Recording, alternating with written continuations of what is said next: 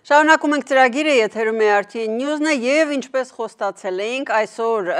վերադառնում ենք կրկին վերլուծությունների պարոն Արմեն Չիբուխչյանի հետ, բանը նրանում է, որ պարոն Չիբուխչյանը կարճատև արձակուրդից հետո որոշեց մեկնել Հայաստան եւ Հայաստանից հեռավար զրույցներ են տեղի ունենալու վերլուծությունները այժմ Հայաստանից։ Բարև ձեզ, պարոն Չիբուխչյան։ Ողջունում եմ բոլորիդ եւ մեր հեռուստադիտողներին, բաժանումը շատ երկար չի տևի, կարծում եմ մի որոշ ժամանակ հետո մենք նորից կհանդիպենք այդ տաղավարում։ Եվ շնորհակալություն այս հնարավորության համար, որ կա, իհարկե հնարավորությունը ստեղծում են նաև կապի արդի միջոցները, բայց նաև դուք դեռ ժամանակն եք տրամադրում, այնպես որ շատ սպասել չտանք մեր հեռուստադիտողներին։ Սկսենք օրվա գլխավոր թեմայից, Թրամփի եւ Պուտինի զրույցը։ Այո, ճիշտ ասած տեղեկություն կար, որ Թրամփը պետքա դուրս գա զրույցից հետո եւ այսպես մեկնաբանի այդ հեռախոսազրույցը, անգամ այսպես զրույցի միջակայքում Սպիտակ տնից եկավ տեղեկատվություն, թե լավ է ընթանում այդ զրույցը, որտեղ 2.5 ժամ տևել է, բայց զրույցն ավարտվել է, Թրամփը դեռ դուրս չի եկել, կարծես թե լրագրողների մոտ, սպասում ենք այս ժամի դրությամբ, այսինքն քանի որ մենք հիմա օբյեկտիվ պատճառներով ձայնագրություն է, մենք չգիտենք հետո ինչ կլինի, կարող է ընթացքում դուրս եկած լինի, ուրեմն հետեւաբար պետք է հասկանալ, որ ուրեմն Թրամփը մտածում էր, որ պետք է այս զրույցից հետո ուրեմն զինադադար կնքվի, որտեղ Ուկրաինան համաձայնվել էր այդ զինադադարին, իսկ ուրեմն Զելենսկին ասել էր, որ ես այո պատրաստ եմ այդ 30 օրյա զինադադարին, բայց հստակ կարծես թե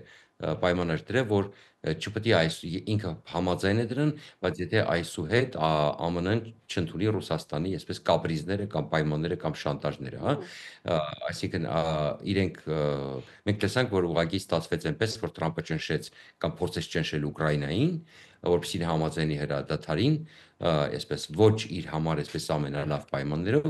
Զելենսկին ասեց շատ լավ, եթե դու փորձում ես ինձ ճնշել, ուրեմն ես կհամաձայնեմ 30 օրյա հրադադարին, տեսնենք ինչ կլինի։ Դե փորձեք Պուտինին բերել եւ տեսնեմ ոնց եք բերելու Պուտինին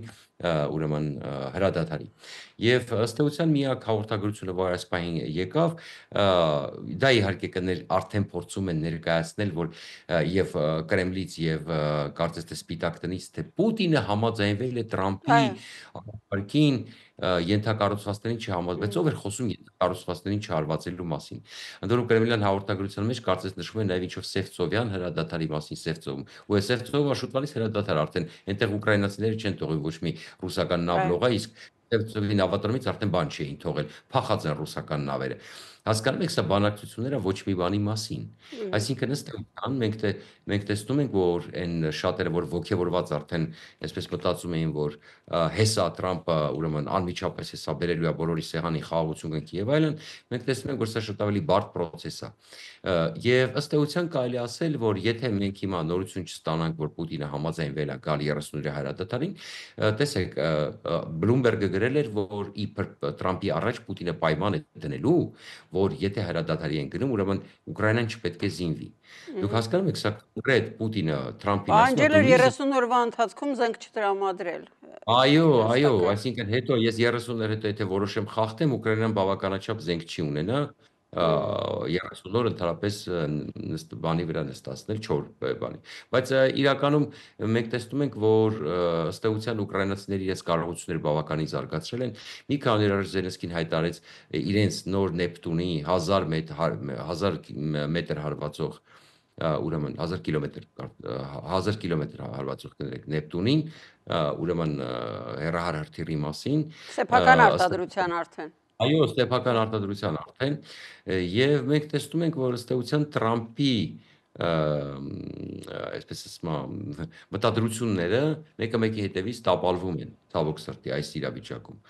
Եվ հիմա տեսնենք Թրամփի հաջորդ քայլը։ Մենք տեսանք, որ երեք Կարոլին Լևիտը ասաց, որ Թրամփի մամլոխոսնակը ասաց, որ մենք պատժամիջոցներ կսահմանենք Ռուսաստանի նկատմամբ, եթե Պուտինը հրաժարվի, մի քանի օր առաջ էլ այսպես ակնարկել էին, թե բա երկարացնի այն արտոնությունները, որոնք ունեն ռուսական որոշ բանկեր, հա, գիտեք, որ գործարքներ իրականացնելու մասով, դե հիմա տեսնենք։ Այսինքն ըստ էության, տեսեք ինչի մասին է խոսքը, հրադադարի։ Տեսակ չէ Թրամփը եւ Սպիտակ տանը Զելենսկու հետ հանդիպան այդ խայտարակությունը, չէ՞։ Պնդում էին, որ Զելենսկին չի ուզում խաղաղություն։ Բայց Զելենսկին ասում է, ես ուզում եմ խաղաղություն։ Պրոբլեմ չկա։ 30 օր ես չեմ կրակում։ Գնացեք Պուտինին համոզեք, թող 30 օր չկրակի։ Պուտինը ինչ ասում։ Պուտինը ասում է 30 օր ես չեմ հարվածի Ուկրաինայի ենթակառուցվածքներին։ Ավելին ասեմ ձեզ, Պուտինը շարունակելու է հարվածել։ Անկամ եթե հարվածի էլ Տրամպը կարող է կանգնել եւ ասել, որ գիտեք ինչ, մենք այդպիսի տվյալներ չունենք կոնկրետ, հա, որպեսզի խայտարակ չլինենք։ Այսինքն ընդհանրապես սա եթե ասում, տեսեք, չենք ուզում շտապել, բայց այս պահի դրությամբ ինչ որ ունենք, դրա մասին ենք վերլուծում։ Հիմա վաղը կարող է նոր տեղ Բայց պայն դա է եկել։ Եթե սրա մասին է խոսքը, որ ընդամենը 30 օր պետք է ենթակառուցվածքների չհարվածել, ուրեմն սա ոչ մի բանի մասին է։ Ցավոք սրտի նույնը տեղի ունեցավ նաև Միջին Արևելքում։ Այո, մենք հիմա դրա, այո, շատ ճիշտ հիշեցրեցիք, այնքան դիպուկ եւ մի բան ավելացնեմ ու անցնենք ուրեմն Միջին Արևելքին։ Տեսեք, ուրեմն Տուլսի Գաբարդը երեք հայտարարել էր, թե ուրեմն Պուտինը Տրամփի մեծ ընկերն է, լավ ընկերն է եւ այլն, եւ այսպիսի բաներ։ Եվ մենք միաժամանակ տեսնում ենք Եվրոպայի պահվածքը եւ ավելին ասեմ, Տրամփը այս պահվածքով իրոք մենք հասկանում ենք, չէ՞ որ Տրամփը իրականում Եվրոպայի դեմ այս քաղաքականությունը վարելով չէր ուզում, որ Եվրոպան ուժեղանա։ Տրամփը ուզում էր Եվրոպան արագ վախենա եւ ընդունի Միացյալ Նահանգների բոլոր պայմանները։ Բայց մենք տեսնում ենք Թարմերին, որը համախմբեց 30 երկիր եւ հիմա ուրեմն փորձեց Ուկրաինայի հարցով պինդ այսպես դաշինք կնքել, Մակրոնի հերթին է փորձում առաջնորդություն անել։ Իսկ Մերցը ես այսօր հայտարարեց, որ այս պատերազմը Ուկրաինայի դեմ պատերազմ չէ, այս պատերազմը Եվրոպայի դեմ պատերազմ է։ Մեր որովհետեւ սա եւ այդ ալտերնատիվ ֆյուր Դոյչլանդին իրենց այդ պրոռուսական, այսպես ասած, կարծես այդ ուժին, որին մասկներ իբր թե սատարում կամ սատարում, չգիտեմ, եւ ասեց, որ դուք ռուսական քարոզչություն եք տանում, բայց այս պատերազմը մեր դեմ է, որովհետեւ մեր երկրի կենտրոնում փորձում են պատվիրով սպանություն։ Դուք հիշում եք Ռեյն մետալի տնօրինի սպանությանը պատվեր չէ եկել, որ կանխվեց եւ այլն։ Մեր անգամ կազարմաներում են հետախուզական գործունեություն իրականացնում, այսինքն իրենց զորքերի տեղակայման վայրերում եւ այլն։ Այսինքն ցույց տվեց, որ սա Ուկրաինայի դեմ չէ, այսինքն կոնկրետ Գերմանիան, ել չեն ասում, որ այսպես կիբեր հարձակումները եւ այլ ենթակառուցվածքների հարձակումները տարբեր ձևերով, որը առնչվում է նաեւ Գերմանիան, եւ ասեցա պատերազմը Եվրոպայի նկատմամբ։ Եվ Տրամփը կարող է հասնել նրան, որ Եվրոպան ուղղակի աստիճանաբար իրոք ամեն ինչ վերցնի իր ձեռքը։ Ես վստահեցնում եմ, այնտեղ մի երկու բան կա, որ Ուկրաինան շարունակում է կախված մնալ Միացյալ Նահանգներից մեծ հաշվով։ Բայց դուք տեսաք, որ Կայա Կալասը հայտարարեց 40 միլիարդ դոլարի աջակցության մասին։ Այո։ Այսինքն գումարը կարծես թե հավաքվում է Ուկրաինայի համար։ Այո, այնտեղ պետրիոտների հարցն է, այդ հակաօդային պաշտպանության, որը կարող է որոշակի առեն ժամանակատար լինել, բայց ես վստահ եմ, որ ուկրաինացիները կհաղթահարեն, բայց իրենք ուղղակի այդպես հեշտ չեն ընդունում։ Արմեն, գուցե գնանք հիմա գովազդային դադարի, եթե կարճ կամ առողջ արևելքից շարունակենք, այո։ Ուրեմն գնում ենք նախ գովազդի։ Բայդուբայ դաթեյեմ, այո, Բայդուբայ դաթեյեմ։ Դարձեք անշարժ գույքի սեփականատերը Դուբայում Բայդուբայ դաթեյեմի օգնությամբ եւ մենք ապահովենք Արաբական Միացյալ Էմիրությունների ձեր ռեզիդենտության քարտը։ Արաբական Էմիրություններում առանց տոկոսագումարի ձեռք բերեք անշարժ գույք սկսած $140,000-ից, ստանալով մինչև 15% եկամուտ Բայդուբայ դաթեյեմի օգնությամբ։ Մեզ հետ կարող եք կատարել եզակի ներդրումներ Mercedes-Benz, Bugatti, Burj Khalifa եւ Դամակ ճարտարապետական գլուխգործոցներով հայտնի MR եւ Bingatti-ի հեղինակավոր կառուցապատողներին պատկանող անշարժ գույքի շուկայում։ Կատարեք ձեր ներդրումը ֆինանսական ժամանակակից երկնաքերերի, շքեղ հյուրանոցների, ոսկեփայլ լողափերի եւ ֆինանսական բարձունքներ նվաճելու քաղաքում։ Բայդուբայ դաթեյեմ։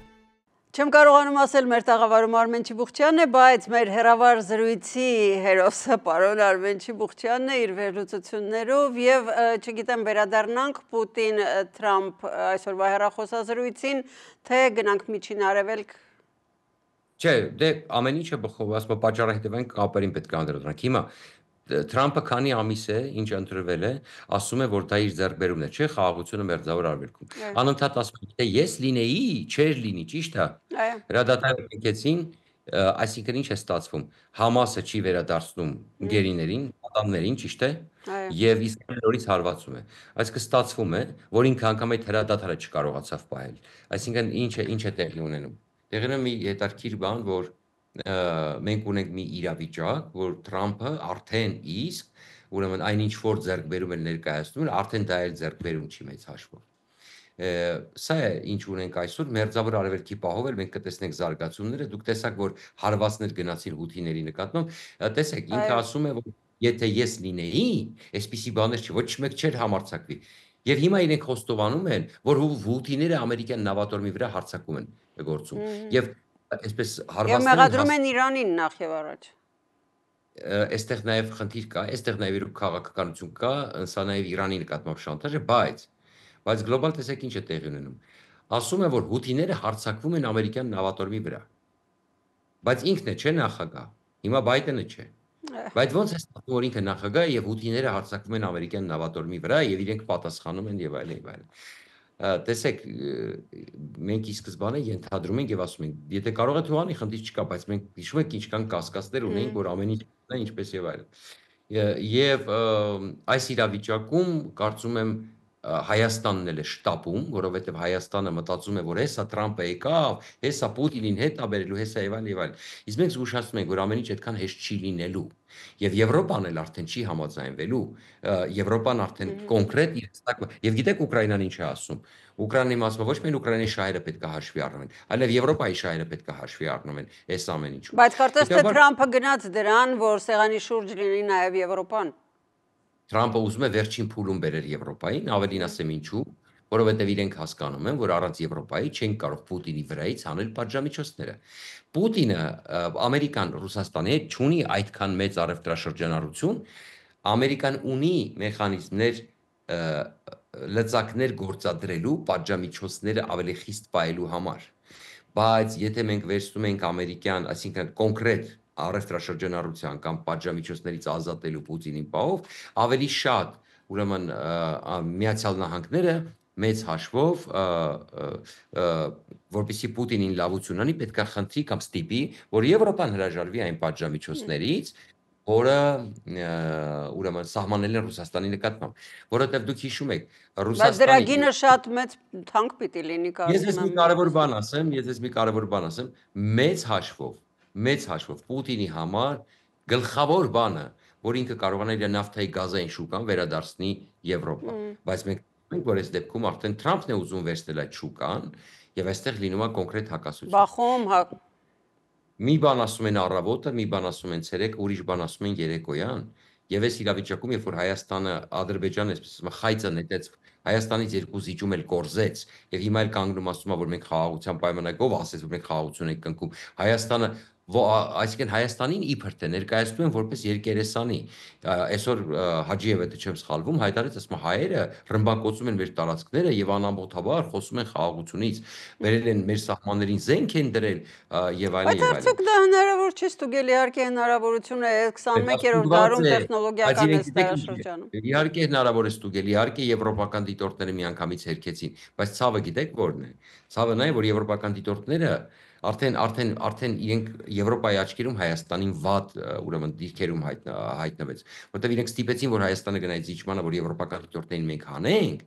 Եվրոպական դիտորդները միակն էին, որ կարող էին ապացուցել, որ Ադրբեջանը սուտ է խոսում։ Իրենք արդեն ստացել են այդ զիջումը։ Չէ, հանենք խաղաղության պայմանագրի ստորագրումից հետո։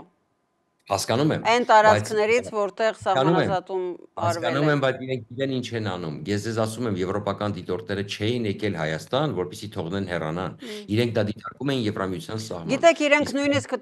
Փաշինյանի պատասխանում էր կամ արտգործնախարարի, ասում էր, ոչ թե թողնեն գնան պայմանագրի ստորագրումից հետո, այլ միասին նստենք, որոշենք, թե ինչ կարգով այլևս պիտի շարունակվի այդ համագործակցությունը։ Եկեք անկեղծ լինենք, էլի դա ծիծաղել է, որպես իրենց անունը ԵՄ դիտորդներ են, ի՞նչն են դիտարկելու օպերայի հրապարակը,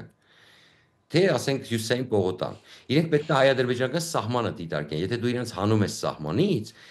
որտեղ ուզում ես նստածու, իրանք չեն կարող կոմպետենտ զեկույց ներկայացնել, որ Ադրբեջանը խաբել է կամ չի խաբել, կրակել է թե չի կրակել։ Հասկանում եք, այստեղ արդեն այդ բացատրությունը ընդհանրապես շատ ծիծաղալու է, որտեղ այդպիսի բան լինել չի կարող։ Այդ եկեք իրատես լինենք, էլի։ Երևանում նստած դիտորդը չի կարող Բրյուսել կոմպետենտ զեկույց ներկայացնի։ Մենք ունենք այն, ինչ ունենք այս իրավիճակում ցավոք սրտի։ Եվ այս իրավիճակում նորից եմ ասում, այս զարգացումները տեսեք, Իսրայելը նորից սկսում է։ Իրանի հարցը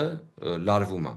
Դուք տեսաք, որ Վիտկոֆը հատուկ ներկայացուցիչը Մոսկվայից մեկնեց Բաքու, Ալիևը տակից ուրիշ անում, Ալիևը տակից հարձակում է պատրաստում, փորձում է համոզել ԱՄՆ-ին, երբ որ գա պահը, որ Իրանին հարվածեն, ինքը օգտվի այդ առիթից, եւ այո, ես շատ ուրախ եմ, որ Վոլցն ու Ռուբիոն այդպիսի հայտարարություններ արեցին։ Եկեք ճիշտը խոսենք, էլի, Վոլցն ու Ռուբիոն հիմա չեն ստիպում, որ Ադրբեջանը գնա եւ ստորագրի այդ անգամ այդ փաստաթուղթը, որը իմ սրտով չէ, բայց անգամ այդ փաստաթուղթը հիմա Վոլցն ու Ռուբիոն չեն ստիպում։ Իսկ մենք տեսնում ենք Ալիևը կրկին լկտի անում է, մենք նայում ենք այդ հայտարարությունները։ Այս իրավիճակը մենք ունենք եւ սա շատ վտանգավոր իրավիճակ է մեզ համար, իսկ Վիտկոֆը դուք գիտեք, որ ինչ որ բարձրաստիճան, այսինքն եթե չգիտեք, Ջերուսալեմ Պոստն է գրել։